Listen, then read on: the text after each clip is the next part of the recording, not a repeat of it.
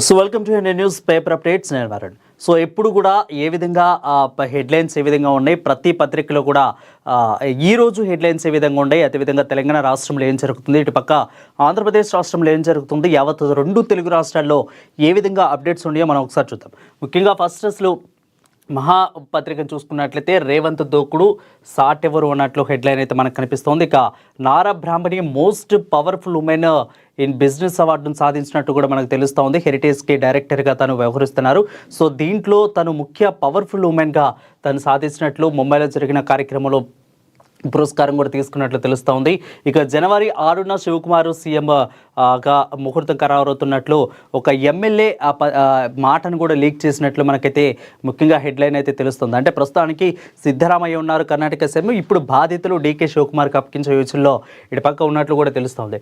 ఇక ట్రంప్కు big shock తగిలినట్టు తెలుస్తోంది. H-1B visa రుసుము పెంపునకు వ్యతిరేకంగా 20 రాష్ట్రాల్లో పిటిషన్లు పడ్డట్టు తెలుస్తోంది. సో ట్రంప్ ఆంక్షలు అమెరికన్ కాంగ్రెస్కు విరుద్ధమంటున్న రాష్ట్రాలకు కీలకమైన సేవలకు విఘాతం కలిగించే చర్య అని వెల్లడిస్తున్నట్లు కూడా తెలుస్తోంది. సో మనం చూస్తూ ఉన్నాము, ఇక్కడ కూడా ట్రంప్ కొన్ని ఆంక్షలు విధిస్తూ ఉన్నారు. కొన్ని సుంకాలు విపరీతమైన దాదాపు 200కి పైబడి కూడా సుంకాలు విధిస్తున్న క్రమాన్ని కూడా మనం చూస్తా ఉన్నాం. కొన్ని చైనా లాంటి దేశాల మీద, పాకిస్తాన్ లాంటి దేశాల మీద ఏ విధంగా తను సుంకాల పెంపు ఇంక్లూడింగ్ మన దేశం మీద కూడా ఏ విధంగా సుంకాల పెంపును విధించారో చూస్తా ఉన్నాం. సో ఈ విధంగానే దానికి పిటిషన్లు వేసినట్లు కూడా తెలుస్తోంది. ఇక కాషాయ దళపతిగా తరిమింది ఆయన వైపే ప్రధాని మోదీ మొగ్గు చూపుతున్నట్టు నూతన ప్రకటనకు రంగం సిద్ధం చేస్తున్నట్లు కూడా తెలుస్తోంది. ఇక అదేవిధంగా చూసుకున్నట్లయితే రెండో విడత పంచాయతీ పోరుకు సర్వం సిద్ధమవుతున్నట్టు తెలుస్తోంది. సో గ్రామాలలో పంచాయతీ ఎలక్షన్స్ జరుగుతూ ఉన్నాయి. సో ఈ విధంగా మొదటి పంచాయతీ ఎన్నికలు 11వ తారీఖున జరిగినప్పుడు ఇప్పుడు 14వ తారీఖున ఈ రెండో విడత పంచాయతీ ఎన్నికలు అయితే జరుగుతూ ఉన్నాయి. సో ఈ ఎన్నికలకు కూడా పూర్తిగా సర్వం సిద్ధం చేసినట్లు కూడా తెలుస్తుంది. అయితే ఈరోజు 4332 పంచాయతీల ఎన్నికలు జరుగుతూ ఉన్నాయి. అయితే ఇక ఈ 4332 గాను దాదాపు 415 గ్రామ పంచాయతీలు పూర్తిగా ఏకగ్రీవంగా పంచాయతీ సర్పంచ్లను ఎన్నుకున్నట్లు తెలుస్తోంది. ఇక క్షేత్రస్థాయికి వెళ్ళి పోలింగ్ సిబ్బంది కూడా అన్ని ఏర్పాట్లు, భారీ బందోబస్తును ఏర్పాటు చేసినట్లు కూడా మనందరూ కూడా తెలుస్తోంది. ఇక మెయిన్గా చూసుకున్నట్టయితే భలా Revanth Messi match super hit, goal కొట్టాడు, మనసులు కొల్లగొట్టాడు, ఫుట్బాల్ క్రేజు ఇండియాలో ట్రెండింగ్గా నిలిచిందని చెప్పవచ్చు. అయితే అభినందించిన రాహుల్ గాంధీ. అదిక పూర్తిగా డీటెయిల్స్ చూసుకున్నట్లయితే ఏ విధంగా రేవంత్ రెడ్డి టీము ఇటు పక్క మెస్సీ టీం ఏ విధంగా ఆడిందో మనందరూ కూడా తెలుసు. సో మెస్సీ టీంని ఓడించి ఇటు పక్క రేవంత్ టీము ఏ విధంగా గెలిచిందో మనందరూ కూడా తెలుసు. దీని విధంగా చూసుకున్నట్లయితే ఒక పక్క యూత్ని ఇటు పక్క పంచాయతీ ఎలక్షన్స్లో కానీ ఇటు పక్క స్పోర్ట్స్లో కానీ అన్నింటిలో కూడా రేవంత్ రెడ్డి యూత్ని ఎంకరేజ్ చేస్తున్నట్టు యూత్ సీఎంగా అయితే చెప్పుకుంటున్న ఇండియన్ ఐకాన్, యూత్ ఐకాన్గా కొంతమంది అభివర్ణిస్తూ ఉన్నారు. సో ఎవరు కూడా ఇటు పక్క భారతదేశంలో ఇంత యంగ్ సీఎం ఉన్నా కానీ ఎవరు కూడా ఈ విధంగా ఇటు యూత్ని అటు స్పోర్ట్స్లో కానీ ఇటు పక్క ఎలక్షన్స్లో కానీ రాజకీయాలు అన్నింటిలో కూడా వేరువేరు కాకుండా ఇటు రాజకీయాన్ని ఇటు పక్క చూసుకునే మిగిలిన పరిపాలన మొత్తాన్ని ఏకగ్రీవంగా Revanth Reddy young youth icon ఇండియాలో చేస్తున్నట్లు కూడా కొంతమంది మాట్లాడుకున్న పరిస్థితి కనిపిస్తోంది. అయితే రాహుల్ సిప్లిగంజ్ అదేవిధంగా ఇటు పక్క మంగ్లీ ఈవెంట్ పూర్తిగా ప్రజలందరూ కూడా ఆకర్షించిందని చెప్పవచ్చు. ఇంతకుముందు చూసుకున్నట్లయితే దానికంటూ కొద్ది సమయం కంటే ముందు పశ్చిమ బెంగాల్లో జరిగిన కోల్కతా మ్యాచ్లో ఎంత గందరగోళం ఏర్పడిందో మనందరూ కూడా తెలుసు. సో అయితే ఈ గందరగోళం నేపథ్యంలో ఇటు పక్క హైదరాబాద్ పోలీస్ షెడ్యూల్లో పూర్తి అప్రమత్తంగా దాదాపు 3000 మంది పోలీసులు కూడా మోహరించి దీని మొత్తాన్ని కూడా పకడ్బందీగా అయితే చేస్తారు. అయితే మెస్సీ రావటానికంటే ముందు కొంచెం లేట్ అవుతుంటేనే ఇటు పక్క రాహుల్ సిప్లిగంజ్ అదేవిధంగా మంగ్లీ మ్యూజికల్ ఈవెంట్ మొత్తాన్ని, లేజర్ ఈవెంట్ మొత్తాన్ని కూడా ప్రజలు ఎంతో ఆకర్షించిందని చెప్పవచ్చు. అయితే దీనికి ముఖ్యంగా ఇటు రాహుల్ గాంధీ, ప్రియాంక గాంధీ వీళ్ళు దగ్గరుండి వీక్షించినట్లు కూడా అయితే మనం లైవ్లో మొత్తం చూసాము. అయితే ఇక బండి పిఆర్ఓను టార్గెట్ చేసిన ఈటెల రాజేంద్ర ఏ పార్టీలో ఉన్నారో వారే చెప్పాలి, నాపై కుట్రలు చేస్తున్నారు, టైం వస్తుంది, పంచాయతీ ఎన్నికలు ముగిశాక అన్నీ చెప్తాను, సీఎం రేవంత్ ఈవెంట్ మేనేజర్లా మారారు, కమలాపూర్లో సంచలన వ్యాఖ్యలు చేసినట్లు మనకు తెలుస్తూ ఉంది. అతిక అఖండ 2 సినిమా విజయం సాధించిందని చెప్పవచ్చు. ఆర్ఎస్ఎస్ చీఫ్ మోహన్ భగవత్ సింగ్ ప్రశంసలు కూడా అందించినట్లు మనకి పూర్తి హెడ్లైన్లో అయితే కనిపిస్తోంది. ఇక మహోత్సవంలో రాధా గోవింద రథయాత్ర సాగిందని కూడా చెప్పవచ్చు. ఇక పూర్తి డీటెయిల్స్లో కానీ మనం ఒకసారి వెళ్ళినట్టయితే బండి పిఆర్ఓను టార్గెట్ చేసిన ఈటెల. అయితే అసలు ఏం జరిగింది అనేది ఒకసారి మనం క్లియర్ కట్గా మనం చూసుకున్నట్లయితే కేంద్ర మంత్రి బండి సంజయ్ కుమార్ పిఆర్ఓ సోషల్ మీడియాలో పెట్టిన పోస్టుపై బీజేపీ మల్కాజ్గిరి ఈటెల రాజేందర్ సంచలన వ్యాఖ్యలు చేశారు. తాను బీజేపీ ఎంపీనని, తాను కూడా కొన్ని పోస్టులకు చూస్తానని ప్రశంసించారు. అవగాహన లేకుండా కొంతమంది తనపై కుట్రపూరితంగా పోస్టులు పెడుతున్నారని మండిపడ్డారు. ఇక శనివారం కమలాపూర్లో ఈటెల రాజేందర్ పర్యటించారు. ఈ సందర్భంగా మీడియాతో రాజేందర్ చిట్చాట్లు మాట్లాడారు. వాటిని తాను పట్టించుకోరని స్పష్టం చేశారు. అవగాహన ఉన్న వాళ్ళు పోస్టులు పెడతారని ప్రశ్నల వర్షం కురిపించారు. అతిగా తాను ఏ పార్టీలో ఉండాలో ప్రజలు తేల్చుకుంటారని చెప్పుకొచ్చారు. ఈ అంశాలను బీజేపీ హైకమాండ్ తెలుస్తుందని అన్నారు.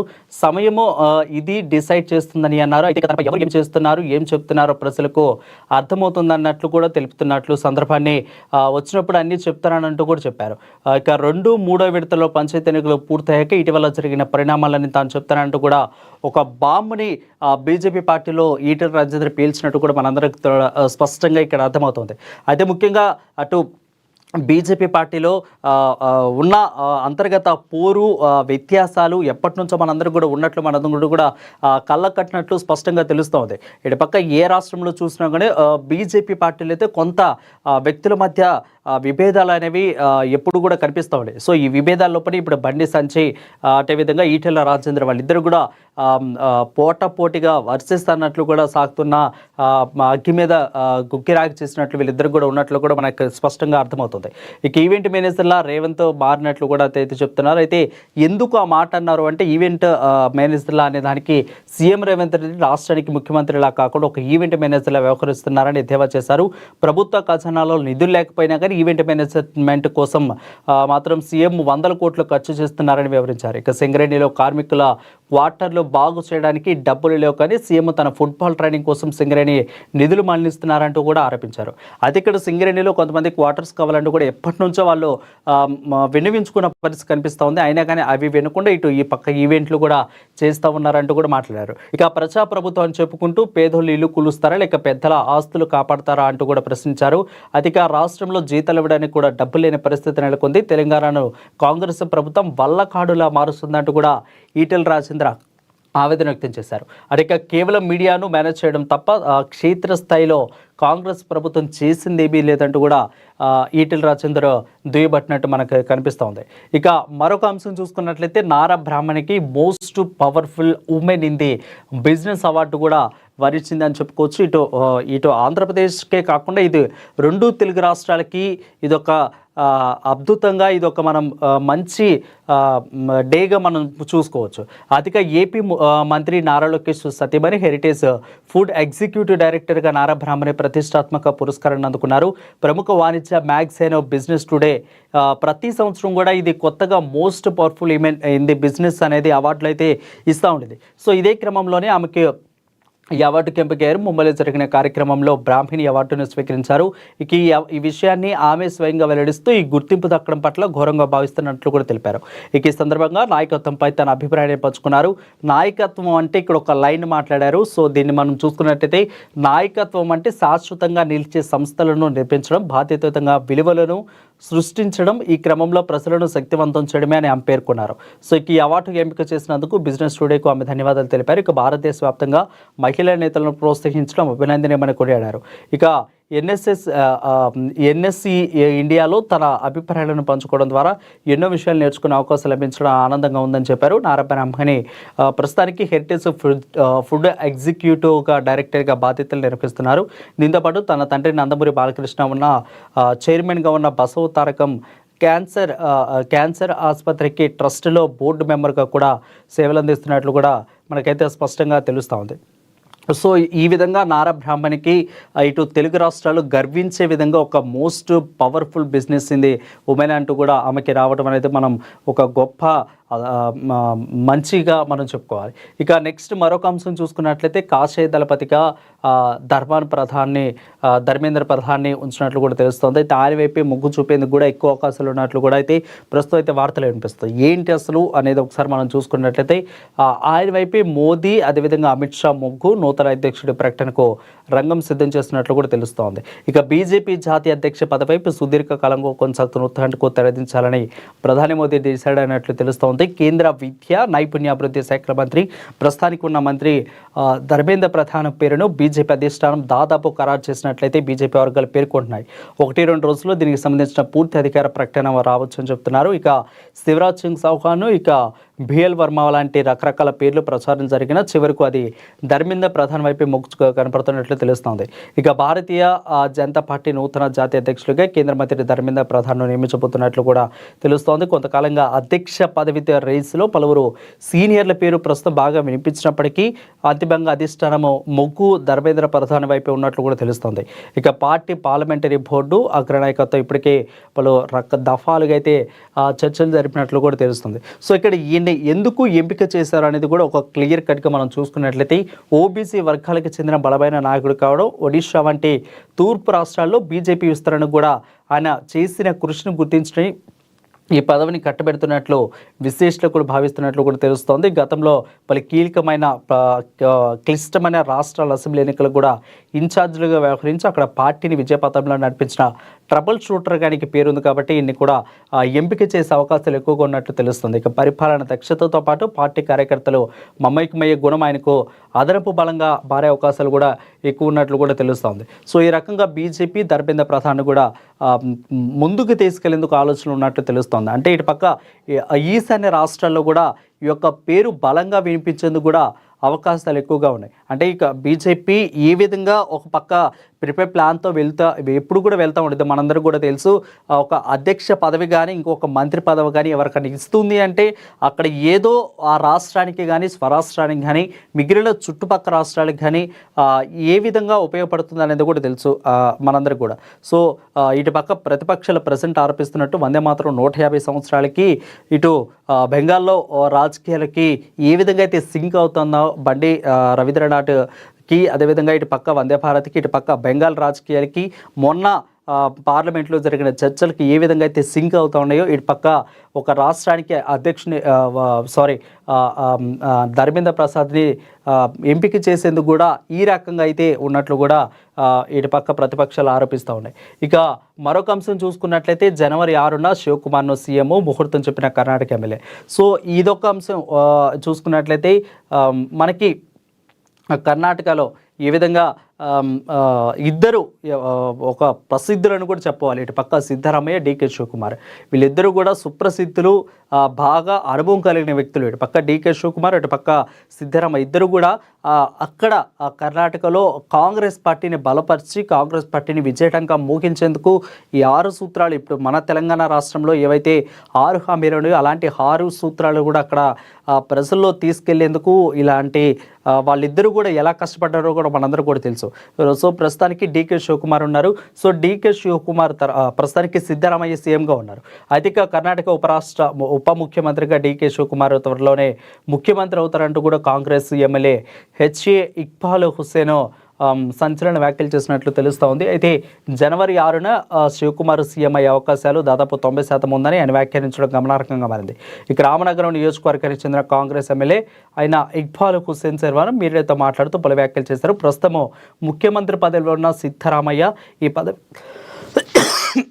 ఈ పదవికి శివకుమార్కు అప్పగించాలని అభిప్రాయపడ్డారు. పార్టీకి ప్రభుత్వానికి ఎంతో సేవ చేసిన డీకే శివకుమార్కు ముఖ్యమంత్రి అవకాశం ఇవ్వాల్సిన సమయం వచ్చిందంటూ ఆయన అక్కడ బాంబు పేల్చడం ద్వారా ఇక్కడ 2 వర్గాలు ఏర్పడతాయా, లేదంటే ముందు మనం ఎస్పెషలీ మన తెలంగాణ రాష్ట్రంలో ఏ విధంగా జరిగిందో అక్కడ కూడా ముందుగానే సిద్ధరామయ్య, డీకే శివకుమార్ అనుకున్నట్లు కూడా సిద్ధరామయ్యకి అయితే ఇచ్చారు. కొన్ని 2.5 సంవత్సరాలు ఆ తర్వాత మారుస్తాము, లేదంటే మీకు ఉప ముఖ్యమంత్రి పదవి ఇస్తాము, ఇలాంటి చర్చలు అయితే జరిగిన నేపథ్యంలో ఫస్ట్ సిద్ధరామయ్యకి ప్రాధాన్యత, అనుభవం ఉన్న వ్యక్తిగా సిద్ధరామయ్యకి ఇచ్చి ఆ తర్వాత డీకే శివకుమార్కు మంచి పదవిని అయితే ఇచ్చారు. ఇప్పుడు డీకే శివకుమార్కు కూడా ఇచ్చే అవకాశాలు ఎక్కువగా ఉన్నట్లు ఇవ్వాలి అంటూ కూడా ఎమ్మెల్యే ఇక్బాల్ హుస్సేన్ కూడా సంచలన వ్యాఖ్యలు చేసినట్లు తెలుస్తూ ఉంది. సో ఇక ఇక గ్రామ పంచాయతీ ఎన్నికలకు వచ్చేసరికి రెండో విడత గ్రామ పంచాయతీ పొరకు సర్వం సిద్ధమైంది అన్నట్లు కూడా చెప్పవచ్చు. అయితే దాదాపు ఇందాక మనం మాట్లాడుకున్నట్లు 4332 పంచాయతీ ఎన్నికలు అయితే జరగబోతున్నాయి. ఇక రెండో విడత పంచాయతీ ఎన్నికలకు సర్వం సిద్ధమైంది. రాష్ట్ర వ్యాప్తంగా ఈసారి 4332 పంచాయతీ పోలింగ్ జరగనుంది. ఈ నేపథ్యంలో శుక్రవారంతో రెండో విడత ఎన్నికల ప్రచారానికి మొన్నటి నుంచి బ్రేక్ పడిందని కూడా చెప్పవచ్చు. ఇక పోలింగ్కు సర్వం సిద్ధమైంది. క్షేత్రస్థాయికి వెళ్లిన పోలింగ్ సిబ్బంది ఓటర్లకు కావాల్సిన ఏర్పాట్లను పూర్తి చేయడం జరిగింది. ఇక బ్యాలెట్ బాక్సులు, బ్యాలెట్ పత్రాలు, ఇతర సామాగ్రితో పాటు సిబ్బంది అయ్యా పోలింగ్ కేంద్రాలలో సిద్ధంగా ఉన్నట్లు కూడా తెలుస్తోంది.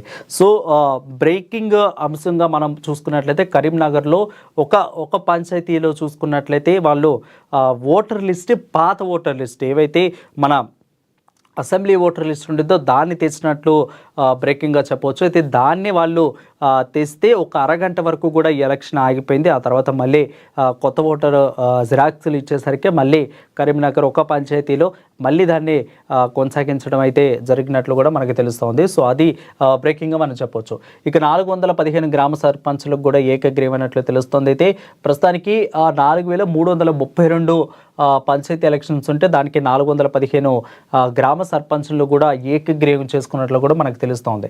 అయితే ఇక రెండో విడతలో గ్రామ పంచాయతీ ఎన్నికలు జరగాల్సి ఉండగా 5 చోట్ల నామినేషన్ దాఖలు కాలేదు. ఇక 415 గ్రామాల్లో సర్పంచులు ఏకగ్రీవం అయ్యారు. ఇక దీంతో మిగిలిన 3906 ప్రస్తుతానికి 3906 సర్పంచ్ స్థానాలకు 13,128 మంది అభ్యర్థులు బరిలో ఉన్నట్లు తెలుస్తోంది. ఇక 38,322 వార్డులకు గాను 107 వార్డుల్లో సభ్యులు ఎవరు కూడా నామినేషన్ వేయలేదు. అయితే ఇక 8,300 వార్డుల సభ్యులు ఏకగ్రీవైనట్లు తెలుస్తోంది.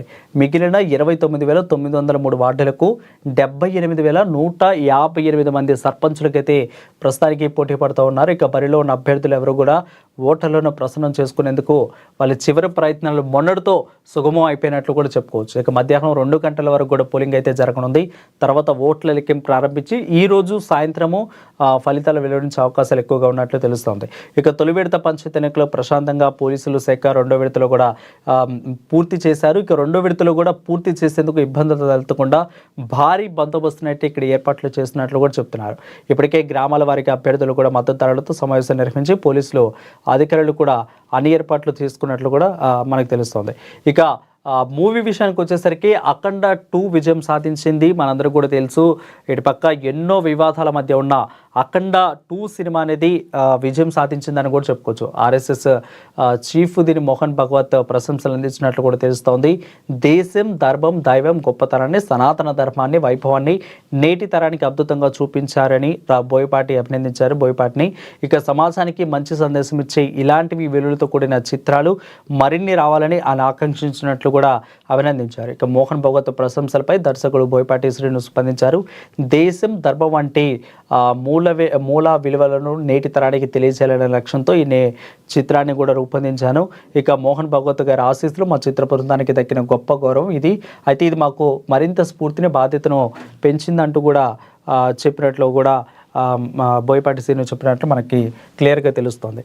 ఇక ఈ మరొక అంశం చూసుకున్నట్లయితే నిన్న తెలంగాణ రాష్ట్రంలో ఇటు యూత్కి అదేవిధంగా అందరికీ కూడా ఏ విధంగా ఆనందాన్ని కలిగించే ఒక ముఖ్య అంశంగా చూసుకున్నట్లయితే మెస్సీకి గ్రాండ్ వెల్కమ్. మన తెలంగాణ రాష్ట్రం అంటే దాదాపు ఒక మెస్సీ ఈరోజు నిన్న భారతదేశానికి వచ్చినప్పుడు ఇండియాకి దాదాపు ముంబై, కోల్కతా, హైదరాబాద్ ఈ మూడింటిని ఒక్క రోజులోనే ఆయన చుట్టుముట్టారు.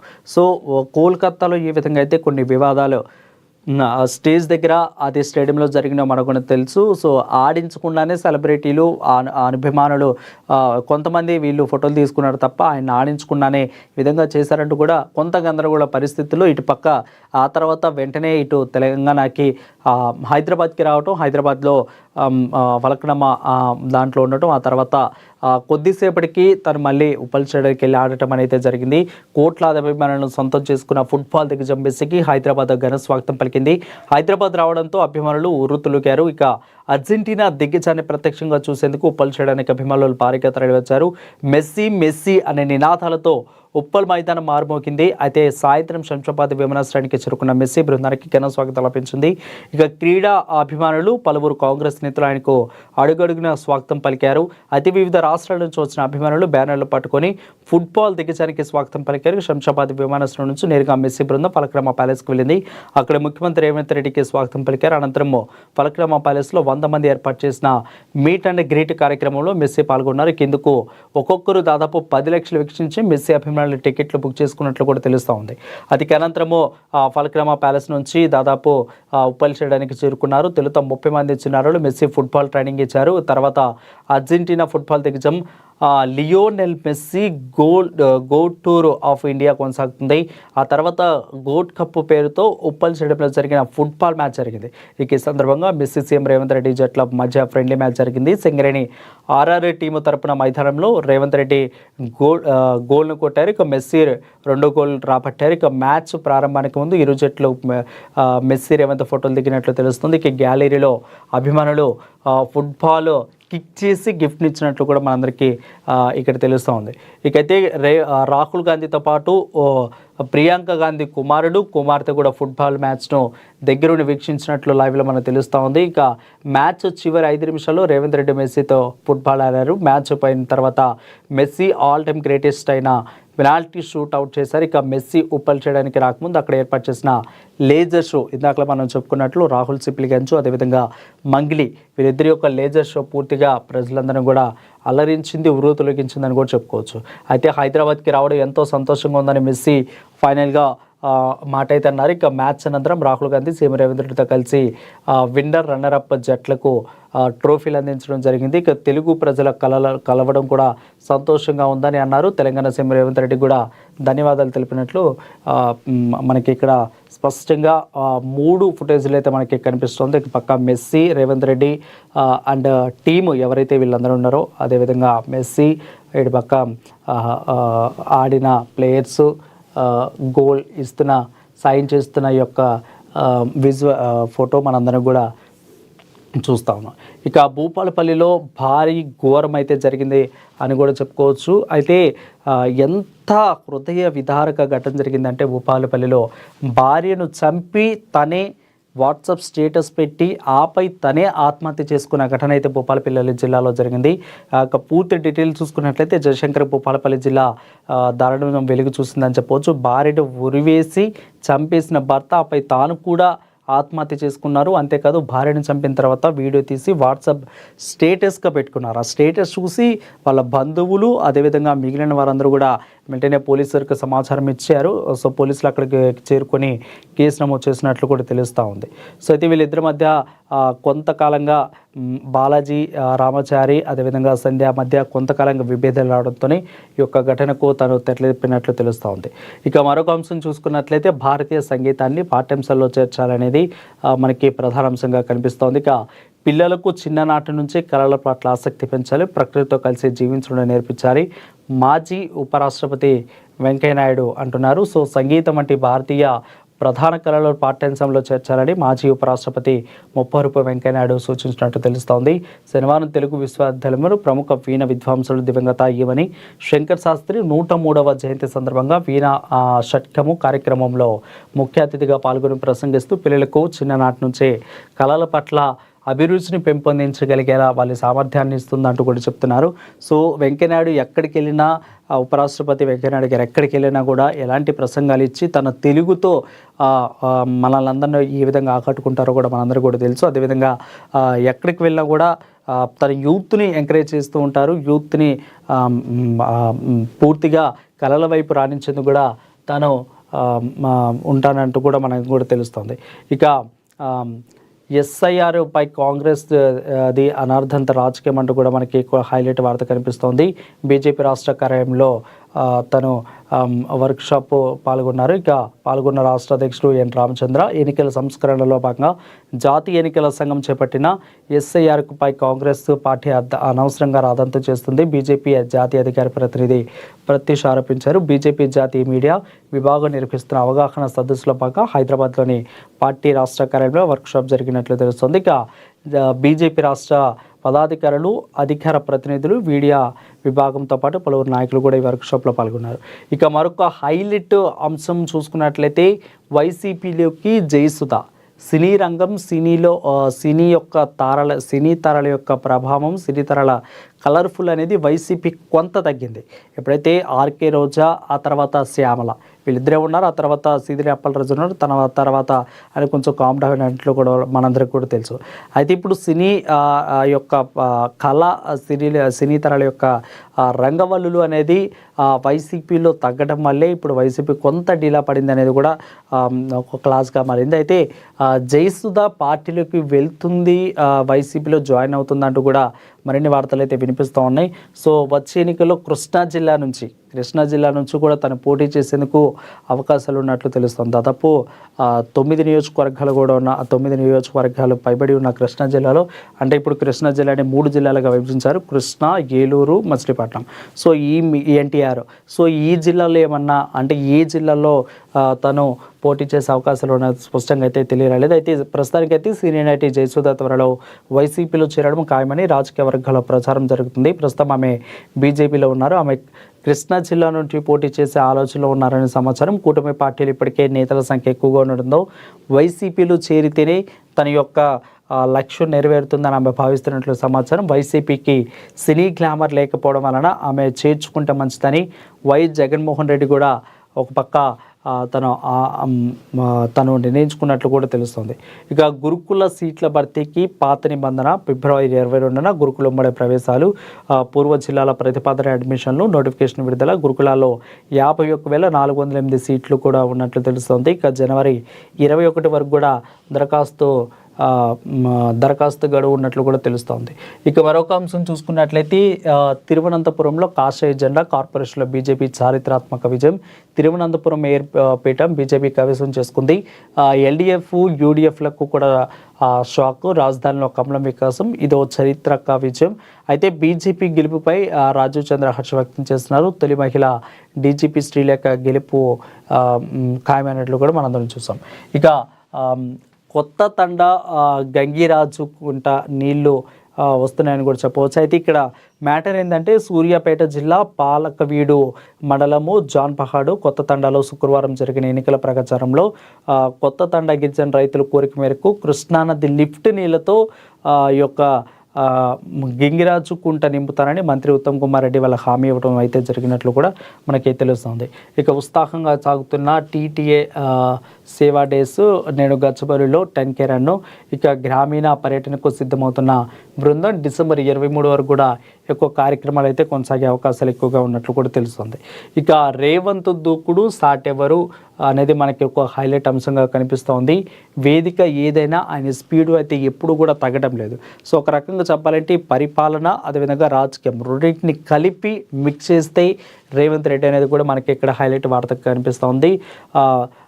గ్లోబల్ సమ్మిట్ వేదికకైనా, ఫుట్బాల్ గ్రౌండ్ అయినా, ఉస్మానియా యూనివర్సిటీ అయినా, పంచాయతీ ఎన్నికలైనా, పాలన సంస్కరణ అయినా అదే స్పీడ్ అయితే కనిపిస్తూ ఉంది, అదే గ్రేస్. అప్పుడే ఢిల్లీలో కనపడతారు, మళ్ళీ వచ్చేసరికి హైదరాబాద్లో ఉంటారు, గ్లోబల్ సమ్మిట్లో ఉంటారు, ఇటు పక్క ఉప్పల్ స్టేడియంలో కనిపిస్తారు. సో ఒక సీఎంకి ఇంత ఎనర్జీ ఎలా వస్తుంది? ఒక సీఎంకి అంతే యంగ్ స్టార్గా ఐకాన్గా ఇందాక మనం చెప్పుకున్నట్టు రేవంత్ రెడ్డిని భారతదేశంలో చెప్పుకుంటారు. సో యంగ్ సీఎంగా ఉన్న అయినా కానీ ఇన్నిసార్లు ఢిల్లీకి వెళ్తారు, ఇటు పక్క ఉప్పల్ స్టేడియం అంటారు, ఒక పక్క గ్లోబల్ సమ్మిట్ అంటారు, ఒక పక్క ఇటు వచ్చేసరికి రకరకాల ఉస్మానియా యూనివర్సిటీ, మళ్ళీ మంత్రులతో సమీక్ష, ప్రజాపాలన, ఇటు పక్క పంచాయతీ ఎన్నికలు, ఇట్లన్నిటి మీద దృష్టి పెట్టి మళ్ళీ ఇంత వేకప్కి ఎలా ఉంటారు అనేది కూడా ఒక రకంగా మిస్టీరియస్గా మారే అవకాశాలు ఉన్నాయి. సో ఇక ఒక టార్గెట్గా రేవంత్ రెడ్డి దూసుకెళ్తున్నారు. జూబ్లీ హిల్స్ వెళ్తారు, రెఫరెండం అంటూ కూడా ముత్తుకున్న ప్రతిపక్షాలకు బంపర్ మెజార్టీతో గెలిపించి షాక్ ఇచ్చినట్లు కూడా మనకి తెలుస్తూ ఉంది. సో ఇక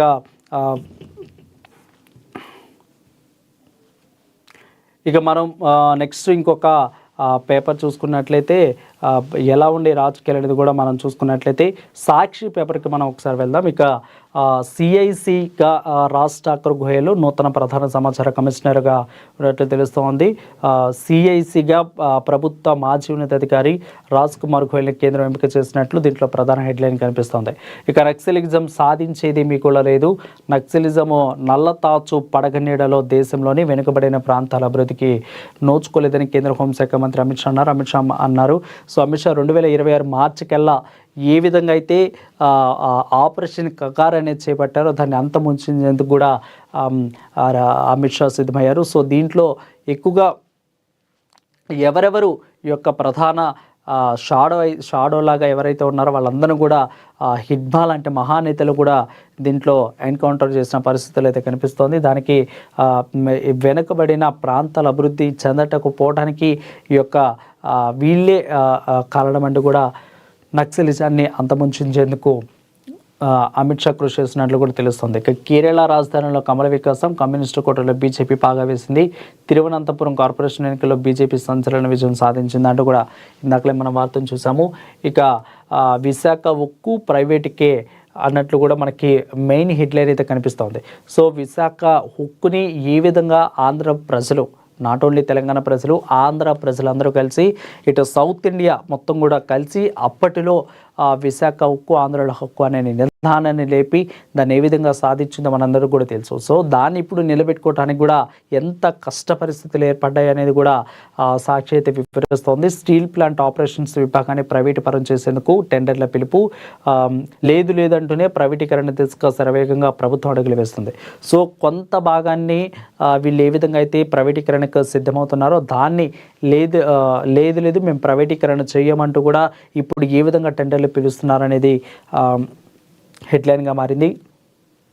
అయితే ఇక ప్రధాన ఉత్పత్తి విభాగము SMS 1లో CCD సెషన్స్ అప్పగింతకు మొత్తం స్టీల్ ప్లాంట్ నిర్వహణలో ఈ CCDకి విభాగం వెన్నెముక వంటిది. అలాంటిది ప్రైవేటీకరిస్తే ప్లాంట్ మొత్తం వారి చేతుల్లోకి వెళ్ళిపోయినట్లు అన్నట్లు కూడా కనిపిస్తోంది. అంటే ఈ CCD విభాగం అనేది ఒక స్టీల్ ప్లాంట్ మొత్తానికి వెన్నెముక. ఇప్పుడు దాన్నే ప్రైవేటు వ్యక్తులకు టెండర్లకు పిలిస్తే ఇప్పుడు సంస్థ మొత్తం వెళ్ళిపోయినట్టే కదా అనేది ఇక్కడ కనిపిస్తూ ఉంది. మెయింటెనెన్స్ పనులకు పరిమితమైన ప్రైవేటీకరణ ఇప్పుడు ఆపరేషన్కు వర్తిస్తుంది. అంటే ప్రజెంట్ మెయింటెనెన్స్ వాటికే ప్రైవేటీకరణకి ఇచ్చారు, ఇప్పుడు అది ఆపరేషన్స్ అన్నిట్లు కూడా ఇస్తున్నారు. ఇప్పుడు సంస్థ మొత్తం కూడా వాళ్ళ చేతుల్లోకి వెళ్ళిపోయిద్ది అంటూ కూడా తెలుస్తూ ఉంది. అయితే ఎన్నికలకు ముందు స్టీల్ ప్లాంట్ కాపాడదామంటూ చంద్రబాబు హామీలిచ్చారు. ఇక ఆంధ్రుల హక్కును లాభాల పాట పట్టేస్తారని బూటకపు వాగ్దానాలు. అధికారంలోకి వచ్చాక గత 18 నెలలుగా ప్రైవేటీకరణ దిశగా ఒక్కో అడుగు వేస్తున్నారు. ఇక 5,500 మంది కాంట్రాక్ట్ కార్మికులకు నిర్దాక్షిణ్యంగా తొలగించారు. దాదాపు 5,500 మంది ఉద్యోగాలు పోయినాయి అనేది విశాఖలో మనం ఏ విధంగా కొన్ని వార్తా పేపర్లు అయితే రాసినాయి, కొన్ని వార్తా పేపర్లు దీన్ని రాయలేదు. మెయిన్ స్ట్రీమ్ మీడియాస్ కూడా దీన్ని చాలా వరకు కూడా కవర్ చేయలేదు. సో 5,500 మంది ఉద్యోగాలు పోయినాయి అంటే వాళ్ళు రోడ్డును పడ్డ పరిస్థితి అక్కడ కనిపిస్తూ ఉంది. ఇక 1,590 మంది రెగ్యులర్ ఉద్యోగులను VRS ద్వారా ఇంటికి పంపిన వైనం కనిపిస్తూ ఉంది. ఉద్యోగుల జీతాలు ఆలస్యం చెల్లింపు, ఉత్పత్తికి తగిన వేతనం అంటూ మెలిక, ఉద్యోగులు ఇంట్లో పడుకుంటే జీతాలు ఇవ్వాలని ఇటీవల సీఎం చంద్రబాబు వ్యాఖ్యలు, ప్రభుత్వ రంగంలో ఉంది కదా అని బెదిరించలేరంటూ కూడా హుకుంగరింపులు కూడా జారీ చేస్తున్నారు. ఇక విశాఖ స్టీల్ ప్లాంట్కు సొంత గనులు ఆకుండా ప్రైవేటీకరణలోని మిడ్డెల ప్లాంట్కు గనులు ఇవ్వాలంటూ కేంద్రాన్ని కోరిన టీటీడీ సర్కార్ ఎంపీ. ఇక తాజా పరిణామంపై మండిపడుతున్న విశాఖ స్టీల్ ప్లాంట్ కార్మిక సంఘాలు ప్రైవేటీకరణకు వ్యతిరేకిస్తూ వైఎస్ఆర్సీపీ దీర్ఘకాలిక పోరాటం చేస్తుందంటూ కూడా మనకి తెలుస్తూ ఉంది. ఇక మరొక అంశం చూసుకున్నట్లయితే ఆంధ్రప్రదేశ్లో సిలబస్లకు అనుగుణంగా మొదటి ఏడాది మార్కుల విభజన జరిగిందని కూడా చెప్పుకోవచ్చు. అన్ని పేపర్లు 100 మార్కులు ఉండేలా కూర్పు, సైన్స్ సబ్జెక్టులకు 85 మార్కులకు పేపరు, రెండో ఏడాదిలో 30 మార్కులకు ప్రాక్టికల్స్, బొటనీ అదే జువాలజీ మార్కులు వేర్వేరుగా ఉన్నట్టు తెలుస్తుంది. సిలబస్ మారిన సబ్జెక్టులకు 32 పేజీల బుక్లెట్లు, తొలిసారి ఒక మార్పు ప్రశ్నల విధానం, ఇక 1 మార్కు ప్రశ్నలు. ఇక ఈసారి ఇంటర్ రెండో ఏడాదికి పాత పరీక్ష విధానం అమలు, యాక్టివ్ సబ్జెక్టుల మార్కులు వేర్వేరుగా లెక్కిస్తున్నట్లు కూడా తెలుస్తోంది. ఇక 15న వైఎస్ఆర్సీపీ ర్యాలీతో దేశమంతా చర్చ జరగాలి. ప్రభుత్వ మెడికల్ కాలేజీల ప్రైవేటీకరణను వ్యతిరేకిస్తూ ప్రజలు చేసిన కోటి సంతకాల సేకరణ, ఏవైతే వైసీపీ పార్టీ ప్రతి నియోజకవర్గంలో ఆంధ్రప్రదేశ్లో 175 నియోజకవర్గాలలో ప్రతి నియోజకవర్గం, ప్రతి మండలం, ప్రతి పంచాయతీలలో కోటి సంతకాల సేకరణ, ప్రతి ఒక్కరి దగ్గర నుంచి కోటి సంతకాల సేకరణ స్వచ్ఛందంగా అయితే చేపట్టింది. దానికి ఆయా నియోజకవర్గాల ఇన్ఛార్జీలు అయితే దీనికి ప్రముఖ పాత్ర పోషించారు. అదేవిధంగా అక్కడ విద్యార్థి విభాగం నేతలు కొంతమంది ఎవరైతే గుంటూరు ఎక్స్ప్రెస్లీ తీసుకుంటే పానుగంటి చైతన్య, ఇలాంటి వాళ్ళు ఎవరైతే ఉన్నారో వాళ్ళందరూ కూడా ఎక్స్పెషల్లీ పూర్తిగా దీంట్లో మమైకమైపోయి విద్యార్థులకి ఈ యొక్క మెడికల్ కాలేజీలు ప్రైవేట్ చేతుల్లోకి వెళ్ళకూడదంటూ కూడా వాళ్ళు ఏ విధంగా ప్రజా పోరాటాలు చేస్తున్నారో ఇలాంటి వాళ్ళు కృషి చేశారని కూడా చెప్పవచ్చు. అతిగా ప్రభుత్వ మెడికల్ కాలేజీలకు ఈ నెల ప్రైవేటీకరణ వ్యతిరేకిస్తూ ఈ నెల 15న జిల్లా కేంద్రాల నుంచి పార్టీ కేంద్రాల కార్యాలయానికి పంపిస్తూ నిర్వహించే ర్యాలీలో దేశవ్యాప్తంగా చర్చ జరిగేలా ఉండాలని వైఎస్ఆర్సీపీ నేతలు ఆ పార్టీ స్టేట్ కోఆర్డినేటర్ సజ్జల సూచించినట్టు కూడా తెలుస్తోంది. ఇక 18న గవర్నర్కు కోటి సంతకాలు పంపించే అవకాశాలు ఎక్కువగా కనిపిస్తూ ఉన్నాయి. అయితే వీటిని నెల 18న సీఎం వైఎస్ జగన్మోహన్ రెడ్డి గవర్నర్కు అందిస్తారని బొత్స సత్యనారాయణ అయితే చెప్పారు. ఇక నన్ను దింపేందుకు నీచమైన కుట్రలు చేస్తున్నారంటూ మనకు హైలైట్ వార్త కనిపిస్తూ ఉంది. గిరిజన మహిళని చూడకుండా నన్ను ఎంతగానో ఇబ్బందులకు గురి చేశారు, నా భర్తను తీవ్ర ఇబ్బందులు పెట్టారు, కొందరు కార్పొరేటర్లను అనేక రకాలుగా వేధిస్తున్నారు. ఈ ఘటన నన్ను ఎంతో కరంగా బాధించింది. నా రాజీనామా లేఖను కలెక్టర్కు అందజేస్తాను. నెల్లూరు మేయర్ పొట్లూరి శ్రవంతి తన ఆవేదన వ్యక్తం చేస్తున్నారు. ఇక గిరిజన మహిళా మేయర్పై బాబు సర్కార్ కుట్ర, చంద్రబాబు సర్కార్ రాగానే మేయర్పీఠంపై కన్ను, అధికార పార్టీలోకి రావడానికి అంగీకరించకపోవడంతో కక్ష సాధింపు చేస్తుందని కూడా సాక్షిలో హైలైట్ వార్త కనిపిస్తుంది. ఇక ఆమె భర్తపై అక్రమ కేసులు, జైలుపాలు కేసులు పెట్టినట్టు కూడా తెలుస్తోంది. ఇక మరొక అంశం, బాబు కరకట్ట ప్యాలెస్ రోడ్డుకు భారీ హంగులు అన్నట్లు మనకి హైలైట్ వార్త కనిపిస్తుంది. కళాత్మక విద్యుత్ దీపస్తంభాల ఏర్పాటుకు దాదాపు 5,55,00,000 కూడా అక్కడ మంజూరు చేసినట్లు తెలుస్తోంది. 5 రోజుల్లోనే టెండర్ల ప్రక్రియ ముగించాలనే నిర్ణయం. 2016లో కరకట్ట రోడ్డుపై విద్యుత్ దీపస్తంభాలు, అత్యాధునిక లైటింగ్ ఏర్పాట్లు అవి బాగున్నప్పటికీ తొలగించి కొత్తగా ఏర్పాట్లు సర్కారు సిద్ధం చేస్తున్నట్లు కూడా తెలుస్తోంది. ఇక పన్నులకు త్వరితగతిన చేయాలని ఆదేశాలు, అధిక వడ్డీలకు అప్పులు తెచ్చి నిధులు దుబారా చేస్తుండడంపై సర్వత్రా విమర్శలు. ఇప్పటికే కరకట్ట ప్యాలెస్ మరమ్మతులకు 4 కోట్ల పైగా వ్యయం. చంద్రబాబు ప్రత్యేక హెలికాప్టర్ విమానాలకు ఈ ఆర్థిక సంవత్సరంలో ఇప్పటివరకు దాదాపు 40,96,00,000 రూపాయలు అన్నట్లు కూడా తెలుస్తూ ఉన్నట్లు కూడా తెలుస్తుంది. సో చంద్రబాబు నాయుడు కృష్ణా బ్యారేజ్కి ఏ విధంగా ఆ వ్యూ కనిపించే విధంగా ఇదంతా కూడా ఉంటుందో మనందరూ కూడా తెలుసు. దానికి ఆ కరకట్టకి ఆ విద్యుత్ దీపాల స్తంభాలకి చుట్టుపక్కల మరమ్మతులు చేసేందుకు దాదాపు ఈ యొక్క 4 కోట్లకు పైగా 5,55,00,000 మంజూరు చేసినట్టు కూడా హైలైట్ వార్త కల్పిస్తాం. ఇక మరొక అంశం, మా ఎమ్మెల్యే బేరం కుదిరాకారండి. శ్రీశైలం దేవస్థానంలో టీడీపీ ఎమ్మెల్యే బుడ్డా అనుచరులు గూండాగేజ్ చేసినట్లు మనకు ఒక హైలైట్ వారు కనిపిస్తోంది. అయితే తల్లనీలాలు టెండర్లో పాల్గొనేందుకు వచ్చిన కాంట్రాక్టర్లపై దారి, మా ఎమ్మెల్యేతో మాట్లాడిన తర్వాత రావాలని బెదిరింపులు, వేలంలో పాల్గొనడానికి పరుగులు తీసిన కాంట్రాక్టర్లు అంటూ కూడా మనకు కనిపిస్తోంది. ఇక ఢిల్లీలో శనివారం పార్లమెంట్ ఆవరణలో అమరులకు నివాళులర్పించారు ప్రధాని మోదీ. అమరులకు ఘన నివాళి. 2001 పార్లమెంటు దాడికి 24 ఏళ్ళు. 2001లో ఏ విధంగా పార్లమెంట్ మీద దాడి జరిగిందో మనం కూడా తెలుసుకోవచ్చు, అది తెలుసు. సో నివాళులర్పించిన ప్రధాని మోదీ, రాహుల్, సోనియా దేశం ఈ త్యాగం ఎప్పటికీ మర్చిపోదు అంటూ కూడా మన రాష్ట్రపతి ద్రౌపది ముర్ము కూడా మాట్లాడిన సందర్భం మనం చూస్తూ ఉన్నాం. నెక్స్ట్ ఇక మరొక పేపర్ చూసుకున్నట్లయితే ఆంధ్రజ్యోతిలో ఏ విధంగా వార్తలు అనేది మనం చూద్దాం ఒకసారి. ఇక ఆంధ్రజ్యోతి పేపర్కి వచ్చేసరికి కిక్కు కేక అనేది మనకి హైలైట్గా కనిపిస్తుంది. మెస్సీ మేనియాతో ఊగిన హైదరాబాదు, లియోనియల్ మెస్సీ రేవంత్ రెడ్డి ఆట అడ్డర్సు పల్చడంలో గోల్డ్ కప్ ఫ్రెండ్లీ మ్యాచ్. ఇక ఏ పేపర్ చూసుకున్నా కానీ ఈ రోజంతా కూడా మెస్సీ ఆట మీదే ఉంటుంది. ప్రపంచ ఫుట్బాల్ దిగ్గజమైన మెస్సీ, లియో హైదరాబాద్కు రావటము, హైదరాబాద్లో అటుపక్క జరిగిన పరిణామాలు ఏదైతే పశ్చిమ బెంగాల్లో జరిగిన పరిణామాలు జరగకుండా హైదరాబాద్లో స్వేచ్ఛగా స్వచ్ఛందంగా కట్టుదిట్టమైన చర్యలతో ప్రజలందరినీ కూడా ఉరుతొలగిస్తూ ఈ విధంగా మెస్సీ ఇటు బాగా ఆడించారో, అదేవిధంగా పోలీస్ బందోబస్తు తెలంగాణ గవర్నమెంట్ ఏ విధంగా దీన్ని రన్ చేసుకుంటూ చూస్తూ ఉందో కూడా మనందరం కూడా తెలుసు. సో ఇదే హైలైట్గా వార్త కనిపిస్తూ ఉంది. ఇక పంచాయతీ ఎన్నికలకు డోర్ మ్యాప్ చేస్తున్నట్లు కూడా మనందరికి కూడా తెలుస్తూ ఉంది.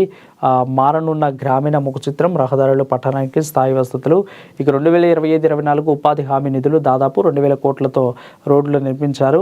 ఇక ప్రస్తుతం ఆర్థిక సంవత్సరంలోనూ 2,000 కోట్లతో నిర్మాణాలు చేపడుతున్నారు. ఇవిగాక దాదాపు మరో 5,000 కోట్ల నిధులతో గ్రామీణ రహదారులు నిర్మించనున్నట్లు తెలుస్తూ ఉంది. ఇక పంచాయతీ ఎన్నికలకు ముందే వచ్చే మార్చి నాటికి చాలా వరకు కూడా నిర్మాణం పూర్తి చేసి గ్రామీణ ముఖ చిత్రం మార్చేందుకు సిద్ధమవుతున్నట్లు కూడా మనందరూ కూడా స్పష్టంగా కనిపిస్తూ ఉంది. ఇక కమిషన్లు ఖాళీ అనేది ఇక్కడ హైలైట్ వార్తగా అయితే మనకి మెయిన్ ఎడిషన్లో అయితే కనిపిస్తూ ఉంది.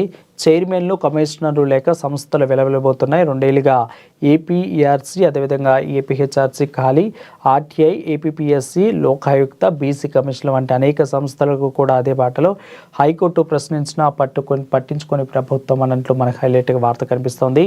సీఎం చంద్రబాబు నేతృత్వంలో ప్రభుత్వం వచ్చి 7.5 గడిచిపోతుంది, కానీ రాజ్యాంగబద్ధ పదవులపై భర్తీ ఇంకా దృష్టి సారించలేదంటూ కూడా చెప్పొచ్చు. సమాచార మానవ హక్కుల కమిషను, విద్యుత్ నియంత్రణ మండలి వంటి కీలక సంస్థల అధిపతులు లేక ఆ సంస్థలన్నీ కూడా పూర్తిగా అచేతనంగా మారిన పరిస్థితి అక్కడ కనిపిస్తూ ఉంది.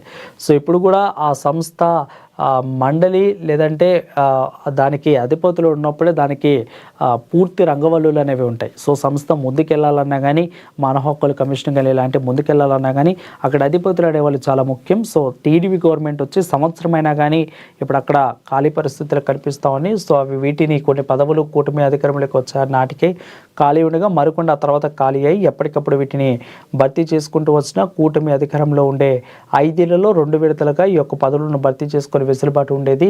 కానీ ఆ దిశగా ప్రభుత్వం ప్రజెంట్ అయితే దృష్టి సారించలేదంటూ కూడా మనకి ఇక్కడ కనిపిస్తూ ఉంది. ఇక మరొక అంశం చూసుకున్నట్లయితే పూలమల, నల్లమల సాగర్పై సుప్రీంలో కేవియట్ దాఖలకు రాష్ట్రం నిర్ణయం. ప్రాజెక్టును అడ్డుకునేందుకు తెలంగాణ కేసు వేసే యోచనలో నేపథ్యంలో ఉన్నట్లు అప్రమత్తం అన్నట్లు కూడా వార్త కనిపిస్తోంది. ఇక ట్రంప్ విధానాలపై తిరుగుబాటు, వర్క్ పర్మిట్లో మార్పులకు సవాల్ చేసిన 10 మంది అమెరికా సెనేటర్లు. H1B వీసా ఫీజు పెంపుపై 20 రాష్ట్రాల న్యాయ పోరాటము. భారత్పై 50% సుంకాల సవాల్ చేస్తూ అమెరికా ప్రతినిధులు సభలో ప్రతిపక్షాల సభ్యుల తీర్పున్నట్లు కనిపిస్తోంది. ఇక మరొక అంశం చూసుకున్నట్లయితే అంగన్వాడీ కేంద్రాలలో ముస్తాబు, రాష్ట్ర వ్యాప్తంగా త్వరలో అమలు. మంత్రి సందరాన్ని సీఎం ప్రశంస నేపథ్యంలో నిర్ణయము. ఇక 21న పల్స్ పోలియో 54.07 లక్షల మంది పిల్లలకు కూడా అందిస్తున్నట్లు కూడా తెలుస్తూ ఉంది. ఇక ఉపాధి వేతనాలు భారీగా పెండింగు. దేశవ్యాప్తంగా 1,340 కోట్ల బకాయిలు. 4 రాష్ట్రాలను అత్యధికం. పెండింగ్లో తొలి స్థానంలో ఏపీ, తర్వాత స్థానంలో కేరళ, తమిళనాడు. ఎంపీ కేంద్ర గ్రామీణాభివృద్ధి శాఖలో డేటా వెల్లడినట్లు కూడా మనకు తెలుస్తుంది. ఇక ఇందాకలో మనం చెప్పుకున్నట్లు కేరళలో కమల వికాసం, తిరువనంత కార్పొరేషన్లో తొలిసారి బీజేపీ అక్కడ కైవసం చేసుకుంది అనేది హైలైట్ వార్త మనం చెప్పుకోవచ్చు. సో బీజేపీ కొన్ని రోజుల నుంచి ఇటు సౌత్లోకి రావాలని ఎంత ప్రయత్నిస్తుందో అటు పక్క కేరళకు కానీ తమిళనాడులో కానీ చొరవలేకుండా వెళ్ళలేకపోతుంది.